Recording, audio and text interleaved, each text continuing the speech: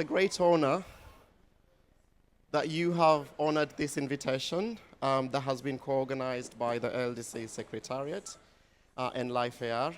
So it's very good to see, bright faces, familiar faces, friends and colleagues, but we can also see new faces, which does give us, it warms the heart that we all care so much about climate and finding solutions that work for nature, for climate and biodiversity. So please feel very welcome. My name is Edwin Obiero. I'm the head of delivery, LIFE-AR, and I'll be the MC for the day. I already mentioned a few of housekeeping rules on interpretation, so I will not get into that.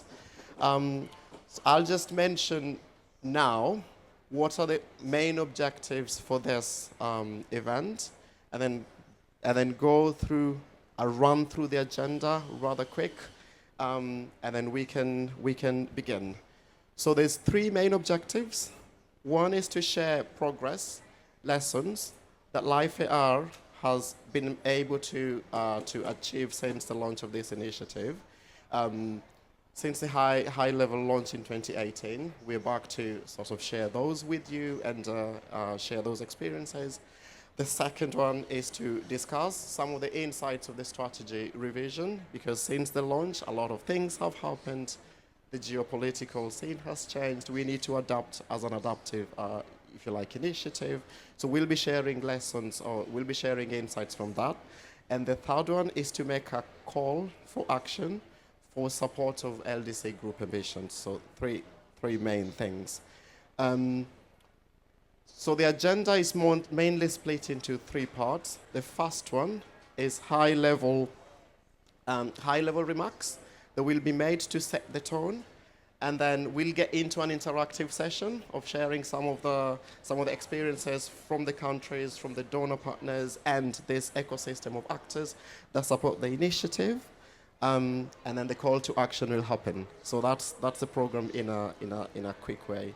And without wasting time, it is my pleasure and my honor to invite the LDC chair. It's an LDC initiative, so it's no one else that we could think of that could best be placed to give the opening remarks to invite us here. So please put your hands together and help me welcome the LDC chair to get this out.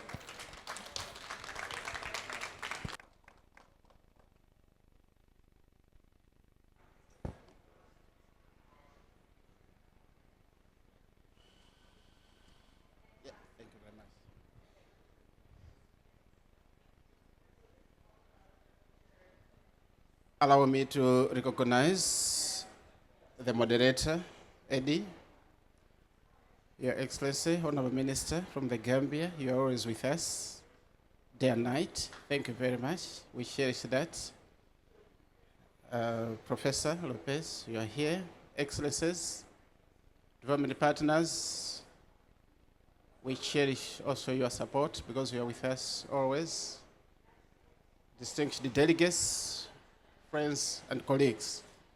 The director, you are here, and your team also, thanks very much for the work you are doing. So let me join the moderator to welcome you, and it is my pleasure once again to welcome you and officially open this very important event that is co-hosted by the LDC Group and the LIFE-AR. This is a moment that carries a special meaning for me as chair. In fact, as I prepare to conclude my tenure as chair of the LDC's group at this COP. And if you didn't know, I'm also celebrating my birthday today. I'm not very sure how many years, but Trace will count for me. Thanks very much. And in these final days, I find myself reflecting on the journey we have walked together, a journey defined by partnership and above all, by leadership from the countries that know this struggle most intimately. We have the frontier countries here represented. I'm proud, of course, to have led successfully this group of 44 LDCs, which is a home to about 1.6 billion people, whose lives, livelihoods, and dignity are on the front lines of the climate crisis. Over the past decade, the LDCs have invested heavily in planning for resilience through, in 2015 thereabouts, the National Appropriate Mitigation Actions, but also the National Adaptation Plans. We also had done the National Adaptation Programs of Action, which provide a national framework for identifying short, medium, and long-term priorities, mobilizing finance, and coordinating delivery. Despite this progress, the adaptation gap continues to widen, and this is a message to our development partners as well, that the adaptation gap, financing gap continues to widen. The needs are rising faster than the support available, and finance remains inadequate, fragmented, and difficult to access. About 6 years ago, we established the LIFE-AR with a bold idea and designed it to be LDC-owned and LDC-led. In fact, Gabriel, my apology, I didn't see you just behind Julius. As our technical lead, let me recognize you for your efforts as well as technical lead, but also as the former chair of the LDCs group. Madeline, you're also here, I saw you, I think. Is she here? I saw Madeline coming. Oh yeah, she's here. Yeah, thanks, Madeline. I took over from her, as you are also aware. So this facility has made that our countries, the ones facing the fiercest impacts of climate change, that's the worst impacts of climate change, must be the architects of our own future. And over these years, we have proven that idea true. The LIFE-AR demonstrates how countries are strengthening systems for local-led adaptation and building readiness for scaled delivery under the NAP frameworks, and plays a critical role in realizing the LDC 2050 vision for resilient people, ecosystems, and economies. We built something grounded not in rhetoric, but in trust. We forged partnerships that are not extractive, not symbolic, but genuine partnerships where we meet each other, as we are doing now, as equals, where everyone contributes, where everyone is accountable at the same time. And in doing so, we have shown that climate action is not charity. It is a shared responsibility, and mutual effort is required, a test of whether the world can rise together. Let me be clear. In LIFE-AR, investments are not judged by a checklist or a donor requirement. They are judged by local ownership, by whether a woman farmer, a coastal community, or a young person, a youth, seeking opportunity can feel the impact in their lives when they get supported. And this is the standard that we have set together. This is the model that we want to champion, and we have championed indeed. And that's the legacy we must carry forward. So today, Honorable Minister, Excellencies, delegates, the discussion today will focus on the critical steps to achieve resilience in LDCs. Adaptation and resilience for LDCs is critical, and there's no one better place that I can think of to talk about action, progress, and ambition on adaptation than here in Belém and also in this event. Let me express once again our appreciation for delivering your time, for dedicating, your time to this event. I thank you, and I wish you a fruitful discussion today. Now, with your permission, I'm therefore, in fact, then I declare this event officially open for the day, and please do enjoy it. Thank you very much. I therefore am pleased to invite and introduce our keynote speaker. This keynote speaker if you have not with him, if you have not met with him, and if you have not seen him, heard him speak, moderate, do his keynote speech, he's someone with impressive credentials on climate action. And this is none other than Professor Carlos Lopez. You may stand up, Mr. Professor. A round of applause to him as he comes to take the podium. He's a professor at the University of Cape Town in South Africa, and with affiliations in several universities across the globe. He serves on more than a dozen boards, including the World Resources Institute, WRI, Climate Works Foundation. I think there's Climate Works Foundation here present. You are here, our philanthropy contributor, but also the African Climate Foundation. He currently acts as Special Envoy for Africa of the COP30 Brazilian presidency.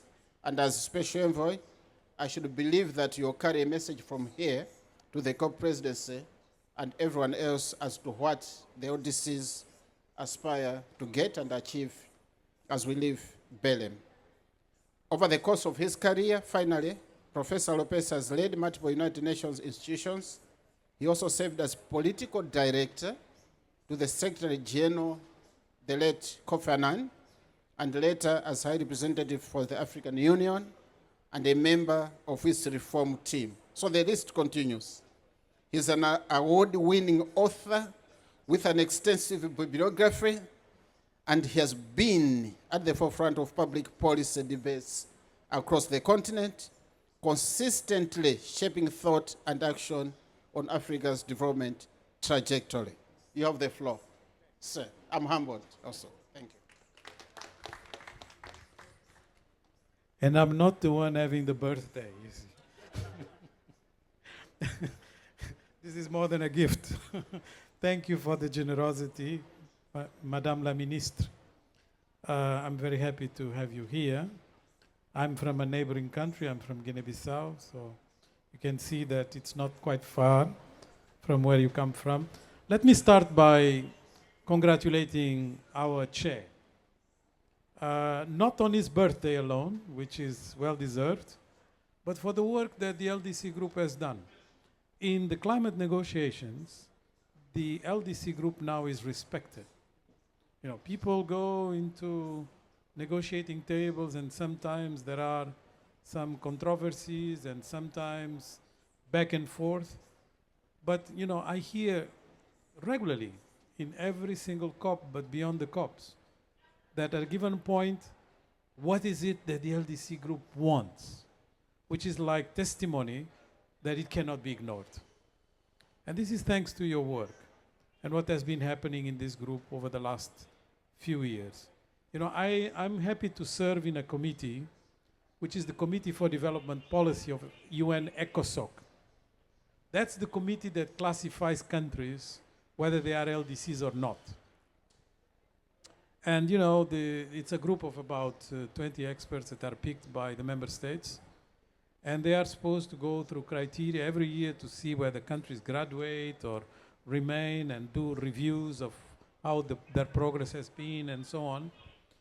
And you know, it's interesting to see that more and more the criteria is changing.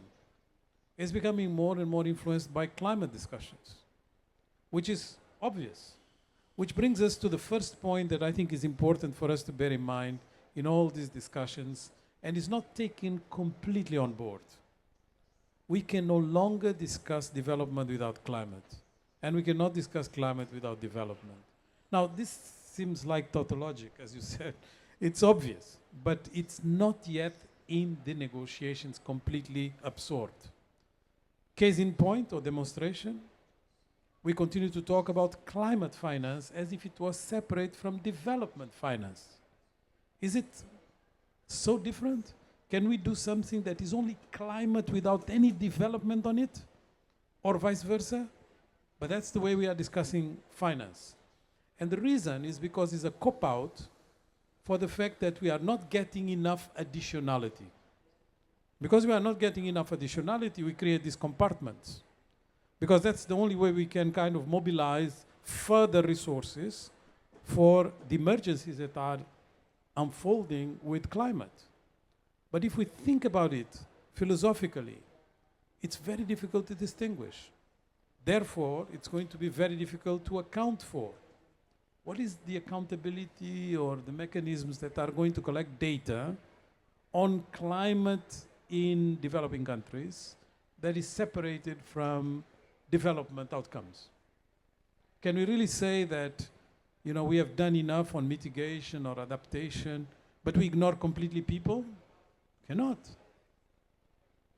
Can we ignore the political economy of the countries? We cannot. So for those reasons, we have a bit of work to do to integrate these two. And it's so fundamental the more vulnerable the countries are. And of course, the LDCs, for their nature and their history, are amongst the most vulnerable. So they are the most exposed to this dilemma that I just described. This is a dilemma. But it's a dilemma that is very daring for the LDCs. And that's why the work of LIFE-AR is so important.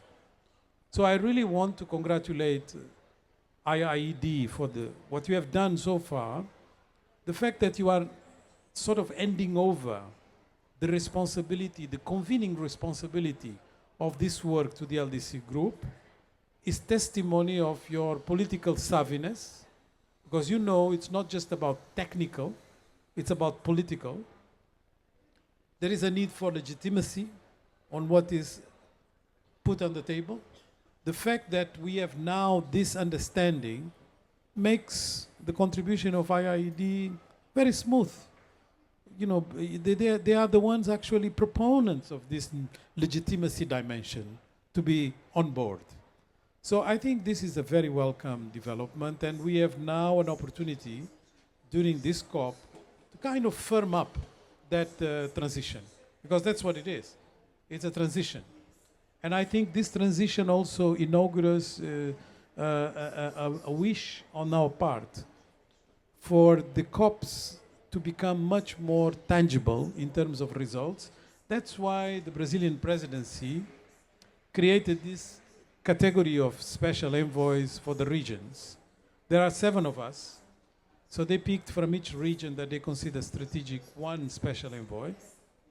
And the idea was to bridge the relationship between that region and the Brazilian presidency.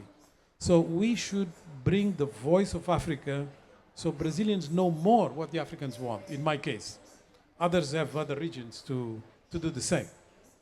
And vice versa, to try to sensitize our regions for what this COP is supposed to achieve. But that has become more or less now known. It was under construction until a few months back. You have all heard about mutirão, this word that basically means, you know, that we have to come together. It's the same concept that we have in Africa in different versions. And I think the mutirão is good because it shifts our mind to implementation. So it's about implementation. But make no mistake, implementation does not mean the end of negotiations. Because now the negotiations are about detail. We have agreed on a lot of principles, so we don't need more to pile up. But we need to go into the nitty-gritty details. That's what the negotiations have become. So if you say adaptation as a goal now, goal and adaptation, yeah, that's a given in terms of the negotiation, the chapeau. But what about the details? It can be done in different ways. It can be done with different political understandings. It can be done with the idea, as some want to push, that it is in competition with mitigation. And therefore, it's a way of pushing it down. No, mitigation is not in competition with adaptation. Mitigation is actually in need of rebalancing because we have gone too much on mitigation. Look at the financing. You know, what part is going to adaptation? Almost, you know, less than 20%. depending on the regions. In case of Africa, 3%. So we need to rebalance. That's why adaptation becomes important. But then, because we have focused so much on mitigation, the details on those are large. The ones on adaptation, not as much. And when we talk about the resilience, it's basically number one priority, adaptation. So we need to focus our minds and our energy in these detailed negotiations. And because of the experience we have accumulated, thanks to the work of the LDCs, we have now a good basis to affirm positions that are going to make everybody listen. Because they have listened so far. Sometimes the LDCs even blocked some negotiation points until they got satisfaction. So keep the good work.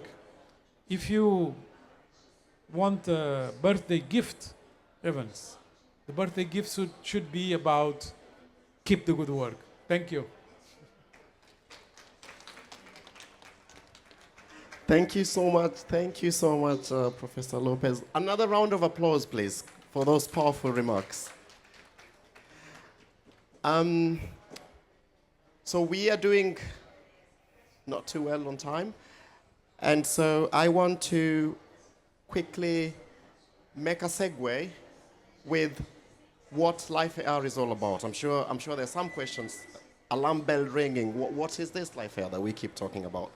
So it's my honor then to invite the director of LIFE-AR to give some remarks on answer some of these questions partially. So please help me welcome Madam Tracy to the floor for those remarks. Thank you. Thank you, Eddie, Your Excellencies, all invited guests. Thank you for joining us. I'm going to take a very short time because we're interested in hearing more from the countries on the panel and development partners and others. So I just wanted to give a brief background for those who might be here and you don't know LIFE-AR. Just briefly to say what it is, and Chair had tackled some of that. As he said, it's an LDC-led initiative with a long-term vision, 2050, of LDCs being on climate development pathways, and by 2030, net zero by 2050. It's an ambitious ambition, but the LDC group is committed to that, looking at 3 impact areas: resilient people, resilient economies, and resilient landscapes. And we have 10 countries so far that are piloting that. And to achieve this vision, there are a number of critical things that I'm going to highlight.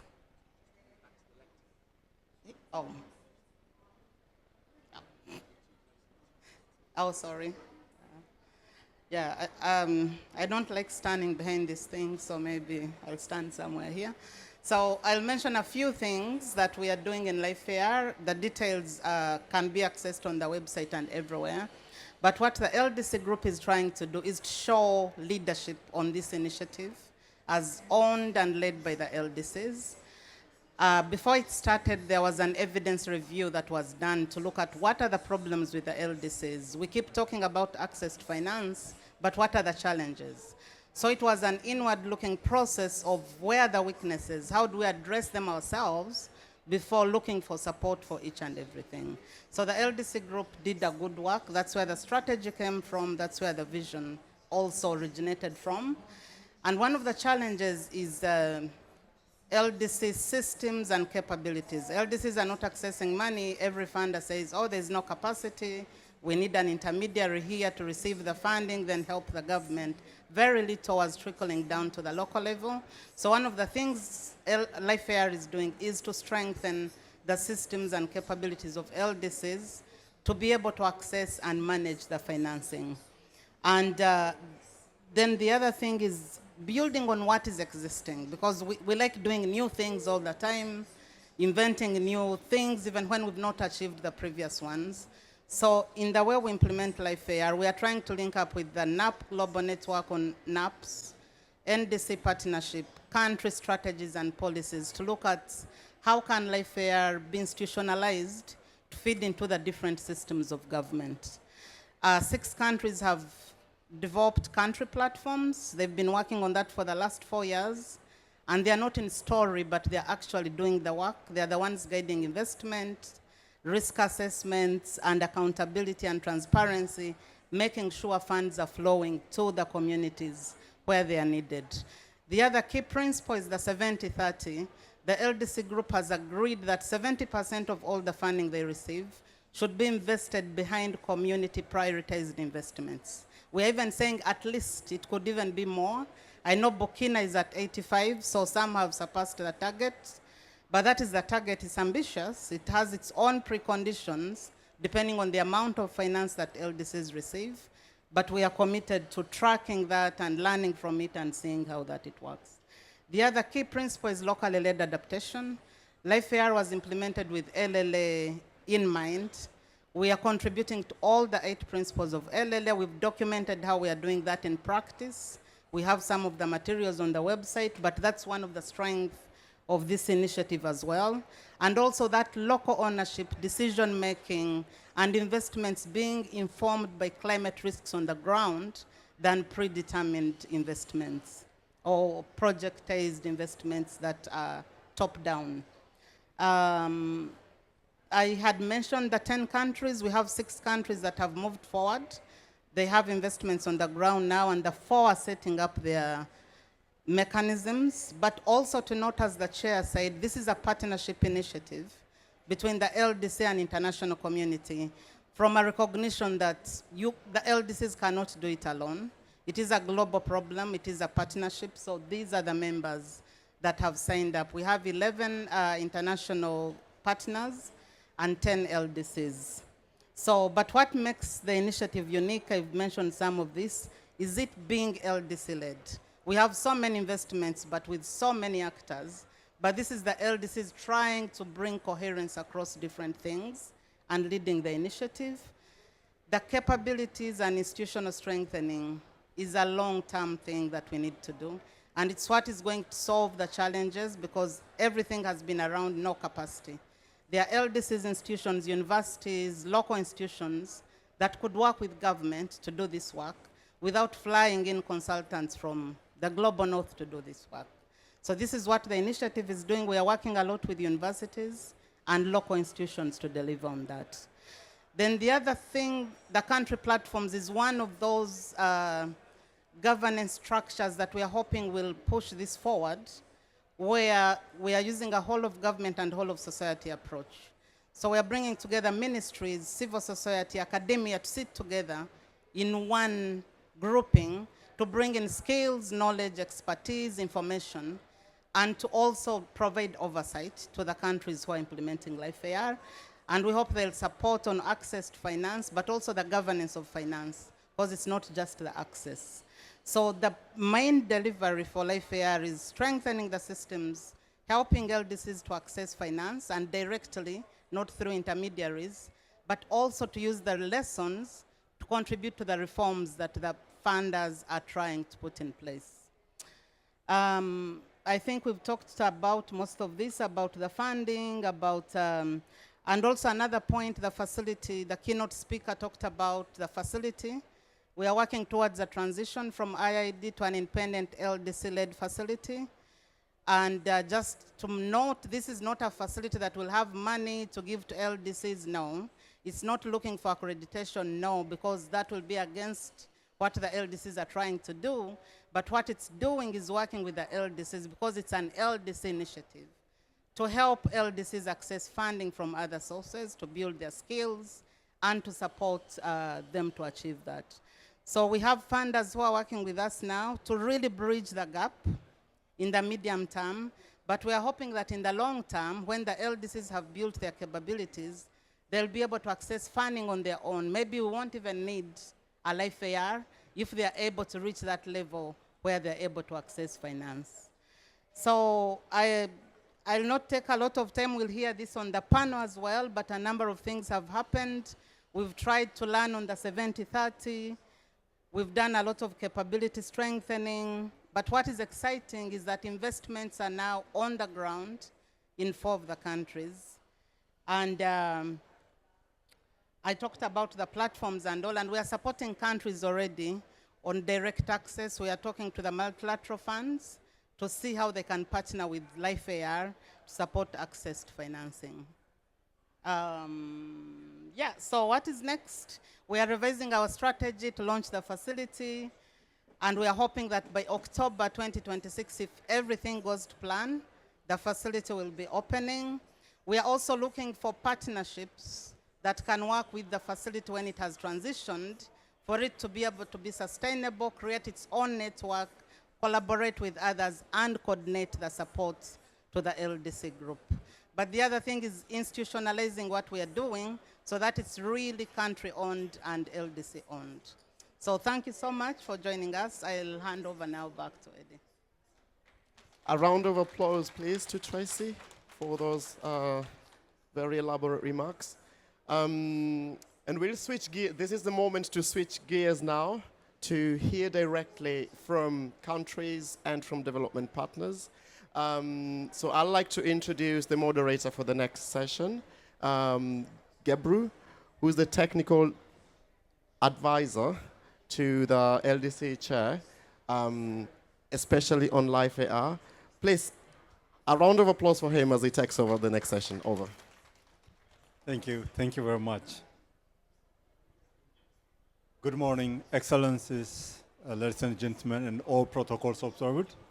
It's really a great pleasure to have you all here for this interesting initiative where we'll be able to see the impacts and the testimony from our development partners as well as the front runners.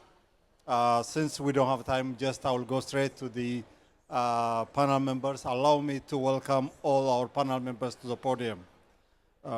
We have Honorable Roy John, Minister of Environment, Climate Change and Natural Resources, the Gambia. Excellency, you have the floor. The second panel member, Mr. Pamusa Odrago, Permanent Secretary of the National Council for Sustainable Development, Burkina Faso. Excellency, you have the floor. Dr. Tom, you know him, is Executive Director of IID. Please. Mr. Gerard, Deputy Director, Climate Change Resilience Development, Energy, Climate and Environment Directorate at FCDO.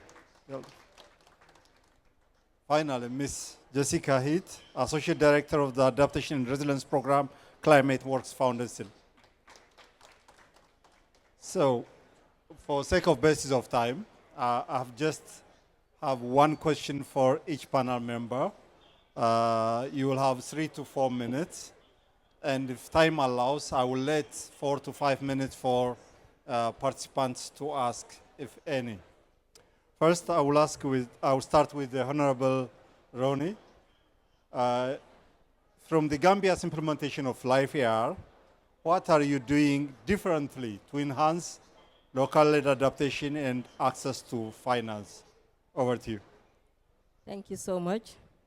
I say a warm good morning to all present and recognize the chair of our LDC and the outgoing chair that has handed over. I must admit that we are proud of our LDC negotiators and the support team on the ground.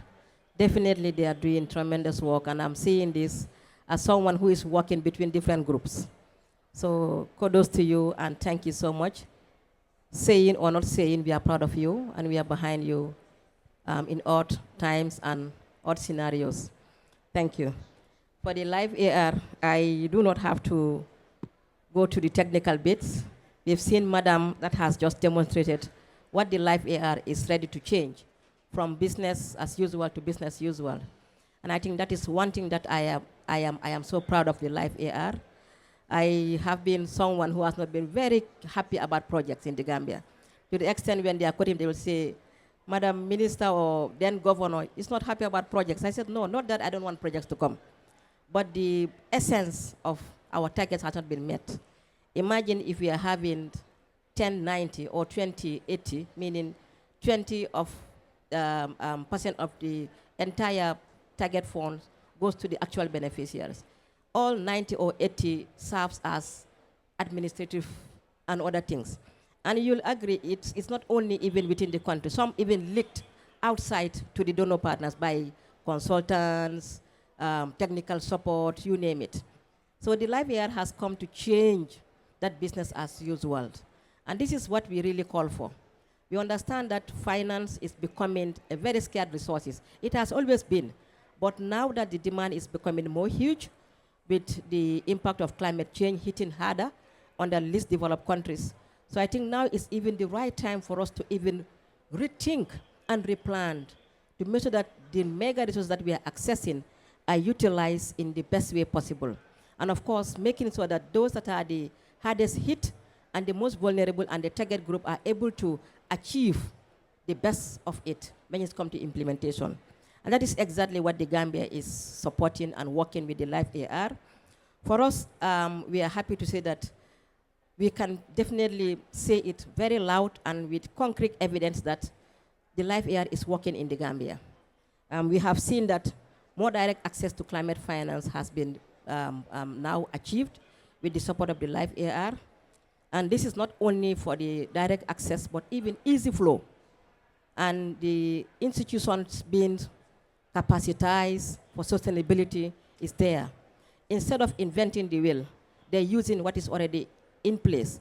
And I think for me, I keep saying this is the right way to build capacity. If you always continue saying we don't have capacity, and often we'll be given the training. You'll send us to go and train in China, in Europe, to build your skills, but only on technicals, on the academic field. But practical will enhance it better. So if we are able to get those that are on the ground to be assessed, supported, to implement this by themselves, it enhances their skills much better and even bridge the gap between trust and accountability. So for us, in our case for the LIFE-AR, we are now bridging the gap between the private sector engagement, consultations and work, government, CSOs, the private sector, and this is definitely a laudable evidence with the LIFE-AR.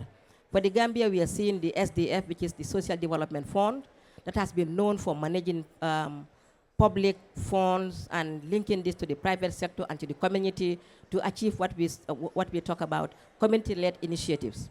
And the SDF is one of the lucky partners in investing and supporting the LIFE-AR and the government of the Gambia to reach the vulnerable targets. We are also strongly integrated government into it because the buy-in is very important. The ministry at our level has been enhanced. We are now using the the Climate Finance Directorate to work closely with the LIFE-AR team, but also technically with our secretariat at the level of the ministry, chaired by the permanent secretary. I think this is definitely a laudable thing. And again, this is also another way to make sure that at least knowledge is retained, enhanced. It's enhanced, but it's also retained. So we are not being left behind, but the most fascinating part of it is the way the communities are being consulted. The community feels in that they are being respected, at least finally. They're consulted with the support of a technical team that will support, that supported us to evaluate, to review their needs in close consultations with the community. This gives them the buy-in, the ownership, and also the capacity to build their knowledge as to how would they identify the needs. I keep saying sometimes if you only follow what we want, which is unlimited, so the needs are very important. If people are given what they need, they value it. What we all want is so unexhaustive that to the extent that if you ask me today, I need an aeroplane, but do I have a small airport even to have it land? I don't. But what I really need is food. So definitely if you give me food, there's no doubt that I need it, especially if you show me and teach me through how to cook the best food that is nutritious enough, then you'll give me a healthy life. This is exactly what LIFE-AR is doing. On the political front, LIFE-AR definitely seeing me, and I've worked closely also with other donor partners, but I'm more fascinated by the LIFE-AR. As I keep saying initially, there's 70-30 approach. And I want to say that they have given the evidence that they are achieving even 80-20. I don't know about the Gambia yet, which I don't want to say the wrong thing. But I want to believe even we can go even far better than that. That is what we need. We limit the bureaucracy. we limit the technical channels, and we limit, am I right to call it wastage? Because what we need is that the most affected are in the front line and they get what they deserve. And this is what I am happy about. To conclude, I want to tell LIFE-AR that the Gambia is always ready to support helping you to institutionalize this, to make it more pragmatic and more sustainable for the need of the LDCs. Yeah. I think we cannot do better than supporting you all out from the level of political and the technical team. I want to say thank you to my LDC team. I've seen Senegal and I've seen our newest who is also saying the outgoing, but be proud of yourself and happy birthday to our chair. We ask you to live long, even though we don't know how long you are, but I hope that you will live many, many more long to be able to attend to our needs.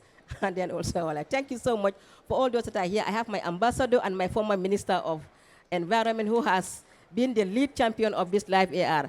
I am lucky to have him close to me. I cannot leave him behind because he's not only supportive, but he's also a very well and experienced teammate. Honorable and Ambassador Diba, you're welcome, and your team. We are happy that we also have our LIFE-AR team here.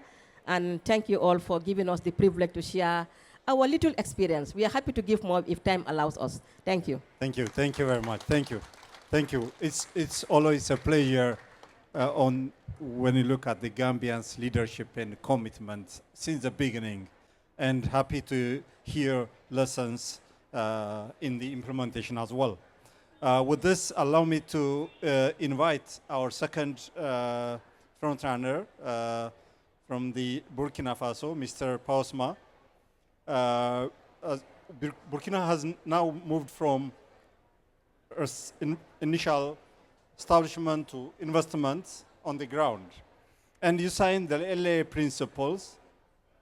What lessons have you learned from implementing LIFE-AR that are crucial for accessing long-term financing and implementation of LLA at scale? Over to you. 3 minutes. Bien, merci Guébro. Je voudrais avant tout, au nom de Monsieur le ministre de l'Environnement, de l'eau et de l'assainissement du Burkina Faso, Monsieur Roger Barrot, qui a voulu être avec nous, mais qui est sur le chemin, et qui me charge de vous transmettre donc ces salutations chaleureuses et vous dire que LIFE-AR au Burkina Faso est en marche. LIFE-AR en marche parce que nous avons engagé la phase d'investissement concret sur le terrain. Et comme vous le savez, au niveau donc des deux phases, notamment au niveau donc de la première phase, nous avons mis en place donc les organes de gouvernance qui permettent effectivement de mettre les communautés elles-mêmes au centre donc des décisions. Et ce sont ces populations qui priorisent elles-mêmes donc les investissements qui ont été mis en place dans leur plan communaux de développement. Ça, c'est une phase qui a été très importante pour une appropriation même par les communautés elles-mêmes qui sont sensibles et qui vivent vraiment de façon concrète les effets du changement climatique. Et à travers cette initiative de LIFE-AR, qui est vraiment une initiative concrète qui vient changer le modèle, ça nous a permis également dans le développement de la théorie de changement de l'initiative de montrer effectivement comment les communautés elles-mêmes s'approprient et définissent les priorités à leur niveau. Ça, c'est vraiment quelque chose qui a permis de changer la façon de faire et la façon donc d'agir au niveau donc des communautés. Ça, c'est très important. Et ce qu'il faut reconnaître, c'est ce qui a permis donc de sélectionner les communes. Donc, à cette phase, nous avons pu sélectionner 7 communes qui ont bénéficié donc de cette démarche d'appropriation et aussi sur la base donc d'un certain nombre de critères. Et aujourd'hui, nous sommes à la phase test et évolution. Et il faut dire que cela a permis effectivement à chaque commune de façon exceptionnelle de disposer donc des ressources et de définir les modes de gestion donc de ces ressources-là. Donc c'est véritablement une responsabilisation des communautés à travers donc cette initiative. Et figurez-vous, une commune rurale qui a plus de 120 millions de francs CFA qu'elle doit gérer avec donc les priorités qu'elle établit elle-même, avec donc les besoins des communautés. Ça veut dire que c'est vraiment une appropriation au niveau donc de ces communautés-là. Et ça, il faut vraiment le saluer. Et comme en termes de planification au niveau du développement local, il faut que ça soit priorisé au niveau donc, des plans communaux. Ce qui a été fait avec les communautés, qui a permis effectivement à ce que les conventions soient signées pour que les ressources soient transférées au niveau de ces communautés-là pour les responsabiliser dans la gestion. Et de façon concrète, nous avons des réalisations qui ont démarré sur le terrain. Nous avons déjà des forages qui ont été réalisés au profit donc, des villages. Nous avons également des produits forestiers non liés, notamment du matériel en termes d'équipement pour permettre donc aux femmes qui sont dans ces communautés rurales d'avoir une autonomie de gestion pour pouvoir créer des emplois. Et ça, c'est vraiment des investissements qui ont été très bien appréciés des communautés, qui ont permis effectivement de montrer jusqu'où les questions de l'initiative LIFE-AR va changer le modèle de vie des communautés elles-mêmes. Et ça, c'est très important parce que véritablement, lorsqu'on regarde, on se rend compte que ce n'est pas des investissements qui ont été décidés, mais c'est des investissements qui ont été appropriés et décidés par les communautés elles-mêmes qui ont fait donc les investissements. Et ce qui nous permet donc de tirer des enseignements, c'est qu'il faut effectivement que la définition et l'appropriation donc de l'initiative à travers ces principes et les principes directeurs de l'initiative, que ça soit orienté. Et qu'effectivement, nous tirons comme leçon que comme il faut plus de 70%, et au Burkina, nous sommes à plus de 85%. Ça veut dire que 85% des investissements vont directement au profit donc, des communautés. Et ça, c'est vraiment un changement de paradigme que nous saluons. Et je voudrais donc terminer pour dire que c'est des initiatives qu'il faut effectivement développer et travailler à une mise à échelle. Je vous remercie. Yeah, thank you very much. Thank you. Thank you. For sake of, we have 10 minutes left. We have to leave after 10 minutes. So with this, I'll move to our next panel member, Dr. John. No, Dr. Tom. IID has been with us since 2017 for setting the vision. Actually, it's UK and IID have been since 20. Hello. Okay.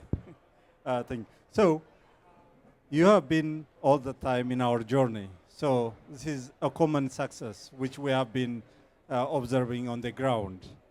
From your institutional memory and experience, what have you learned from partnerships between Global North and Global South organizations in strengthening and enhancing Global South leadership?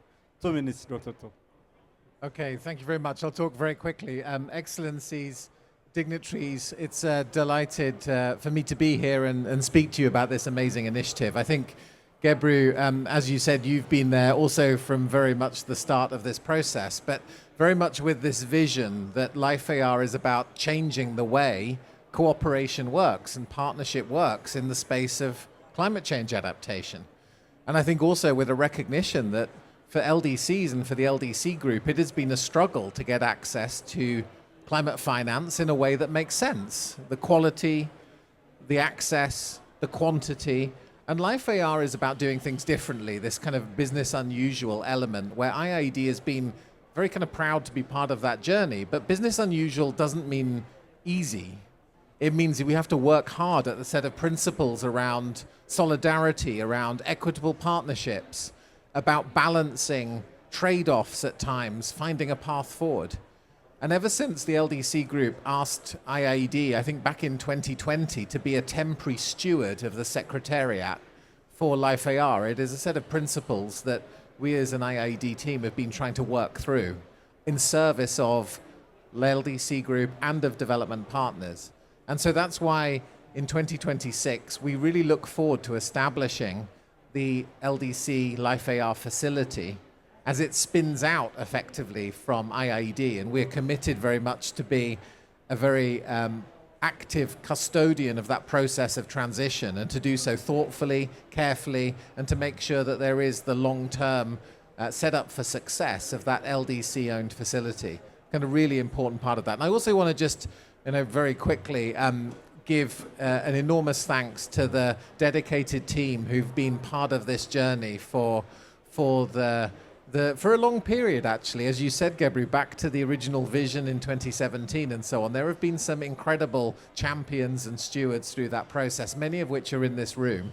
And I think it's on the shoulders of those people and those hard work that you see the implementation stories now coming to the fore and the capacity that has been built to be able to scale the 70-30 or 80-20 principle. I think the last thing I want to just highlight is this is not about what happens just in front-runner countries. This is also about the attitudes, mindset, and approach of development partners to come to the table with a different set of principles and quality, but also to go back and look at their own agreements and say, how do we find a way to do this differently, to find more flexibility, to be a good partner? And I think we have to continue that spirit of cooperation and challenge ourselves to get better and better. With that, thank you very much, moderator. Thank you, Dr. Yeah, thank you. With this, I'll move to Gerard, my neighbor. Of course, we have been acknowledging UK support since the beginning, and thank you very much. LIFE-AR works differently, investing in governance systems and institutions first, and investment coming later. How does this approach align with UK's adaptation interests, and what can other funders learn from it?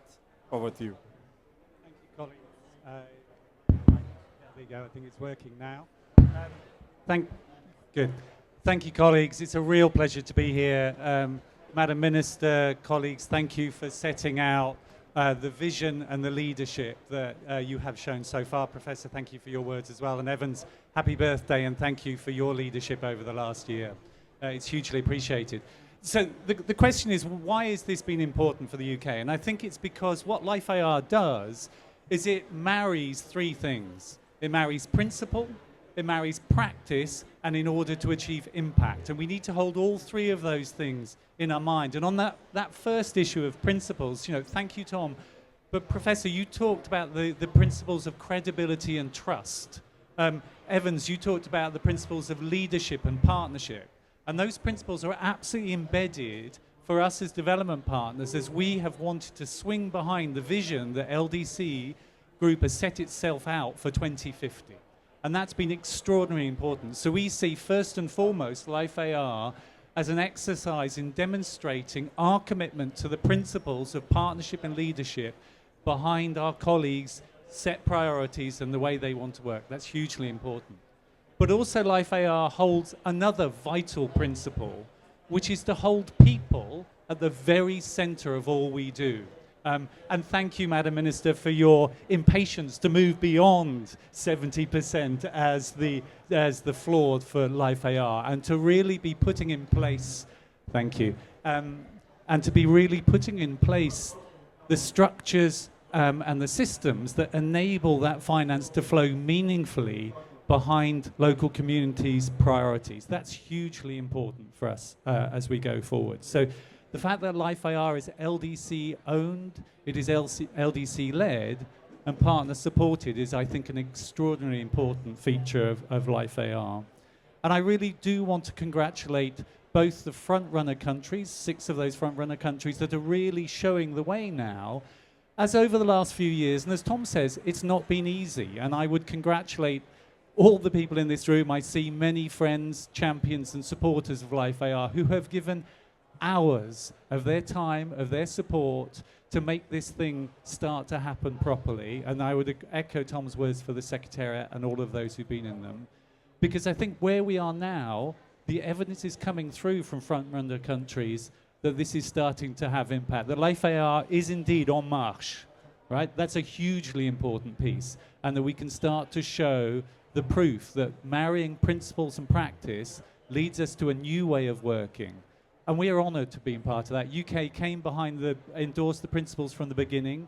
We see this as a long-term political commitment to partnership, to getting behind LDC priorities, and most of all, to achieving the impact. So we, as FCDO, call upon others to support us, and to support us in supporting LDC leadership. I'm delighted that we're having new colleagues come on board on that, and you have our commitment to continue working tirelessly, both as the fiercest advocates for LIFE-AR, sometimes fiercest critics, because we need to have that challenge internally, but also to make sure that we continue to move this into a systematic, long-term, LDC-led initiative that shows the impact that we all aspire to. Thank you very much. Thank you. indeed, Thank you. Thank you very much. Please give it.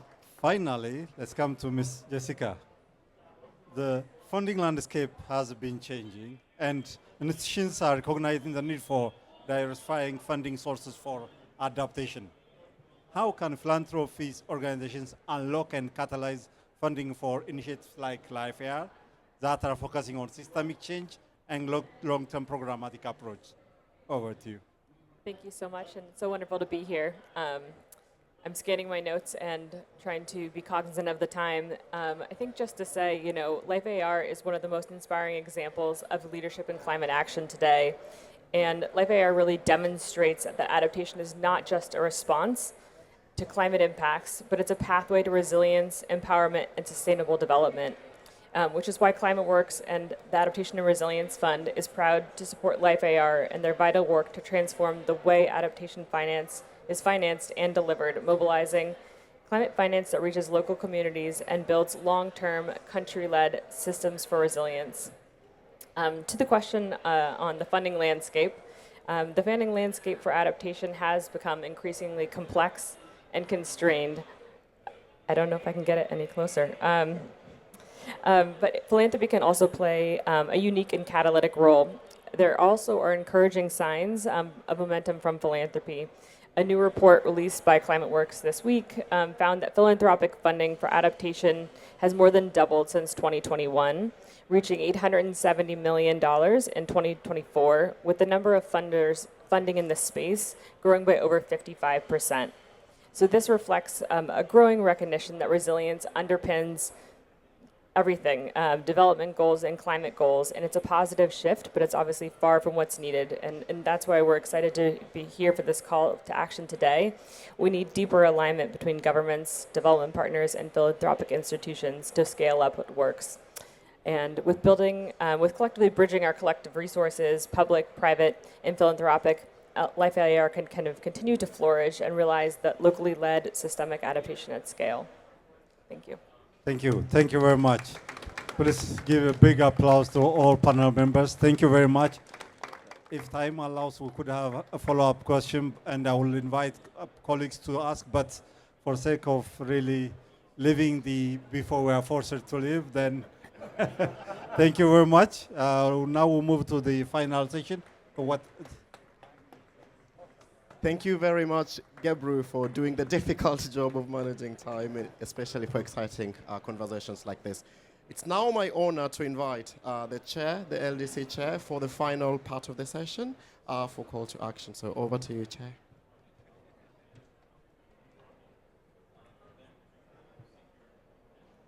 So can we give everyone another round of applause? So thank you very much, everyone. In fact, Tom, I should have recognized you at the beginning, our executive director. Again, doing good job. So I have a summary of everything that has taken place here. I have 15 takeaway messages, and I'll share with the Secretariat to circulate to everyone here through your emails. 15 of them takeaways. But then I have a message, a call to action for the LDC countries, the development partners, the global climate funds, development partners, global climate funds and philanthropies, Jessica, but also all financial partners, and then all actors together. To all actors, I invite you and call upon you to show renewed support and commitment behind the LDC vision and LDC leadership through the LIFE-AR Independent Facility. Our financial partners, please, you are invited to invest in strengthening country systems and institutions with predictable, patient, and long-term funding that supports long-term programmatic approaches. All development partners, global climate funds, and philanthropies, if you could scale up your investments in locally led adaptation that empower the local communities, women, youth, the elderly, and people with disabilities together. The global government funds, I should think that they are here. Please, if you could accelerate reforms of the global climate finance systems and ensure ease of access for LDCs that have no direct access and entities and lack capabilities to meet stringent requirements. For all development partners, I call upon you to support this LIFE-AR and the incoming facility and other initiatives that aim to enhance country ownership and leadership, support LDC governments to define their own priorities, as Honorable Minister indicated, and deliver and strengthen national systems, platforms, and plans, including implementation of the national adaptation plans. And finally, to all the LDC countries, I call upon you to promote long-term investments in people. We require institutions and systems that strengthen national capability and support adaptation beyond shorter-term projects. So this is the call to action to everyone. I've tried to be inclusive enough, and therefore we invite all partners to stand behind the LIFE-AR call for action. Together, let us take this journey from Belém and beyond, realizing the promise of the LDC 2050 vision for a climate-resilient future. I thank you all and enjoy your day. And with this, the event is also officially closed, and we'll meet again. Thank you. Enjoy the day. I will say bon appetit and obrigado to everyone. Thank you very much.